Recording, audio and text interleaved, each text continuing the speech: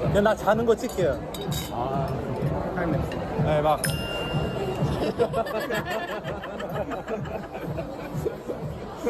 아니 타임랩스인 것처럼 연기하는. 나도 그런 거 있잖아. 타임랩스인 것처럼.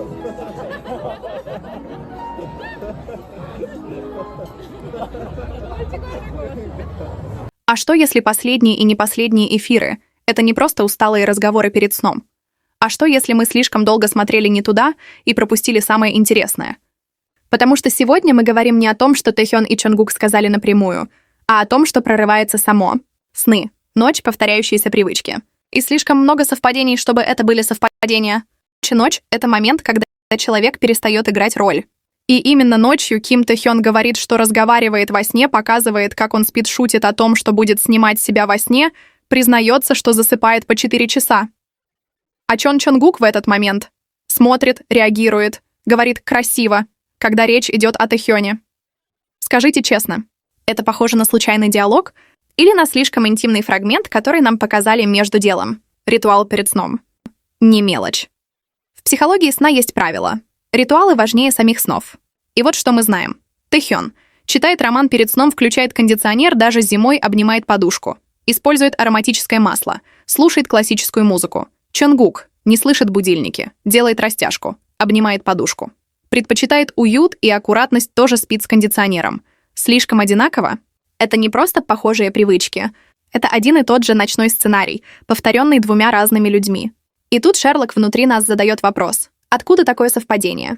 Сны с животными и насекомыми. А теперь самое интересное. Есть зафиксированная информация, что и Тэхёну, и Чонгуку снятся сны с животными и насекомыми. И нет, нам не нужен сюжет. Потому что в символическом анализе животные — это привязанность, телесность, инстинкты насекомые, повторяющиеся мысли, навязчивые циклы, что-то, что возвращается. А теперь внимание. Один человек — ладно. Два человека — совпадение. Два человека плюс одинаковые ритуалы сна. Плюс одинаковый образный ряд. Это уже паттерн, эффект зеркала. Есть теория. Когда люди долго находятся в тесной эмоциональной связке, их подсознание начинает говорить на одном языке. Не словами, а телом, жестами, режимом сна, образами.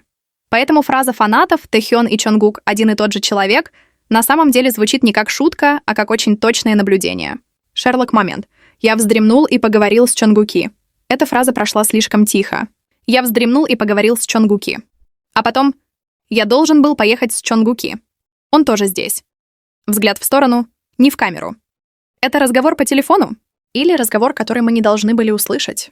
Мы ничего не утверждаем, мы просто фиксируем детали. Коллективное подсознание. Мы не знаем, что именно им снится.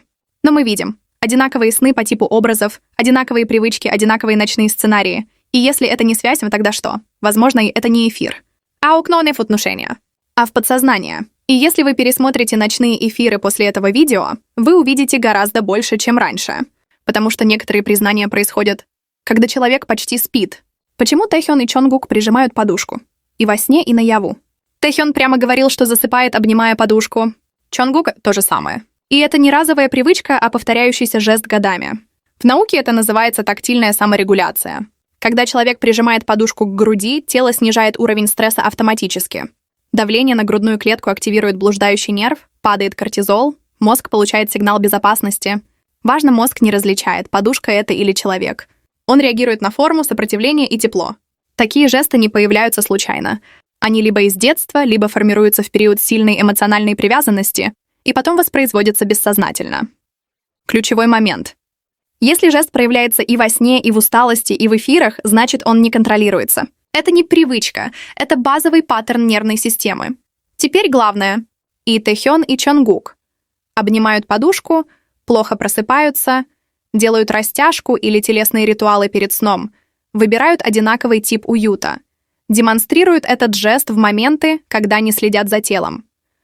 В психологии это называется зеркальная регуляция, когда два человека со временем синхронизируют способы успокоения тела. Это происходит только при длительной тесной эмоциональной связи. Поэтому этот жест так считывается зрителями, тело не врет. Оно повторяет то, что однажды стало точкой безопасности, и когда подушка заменяет одно и то же у двух разных людей одинаковым способом, это уже не совпадение.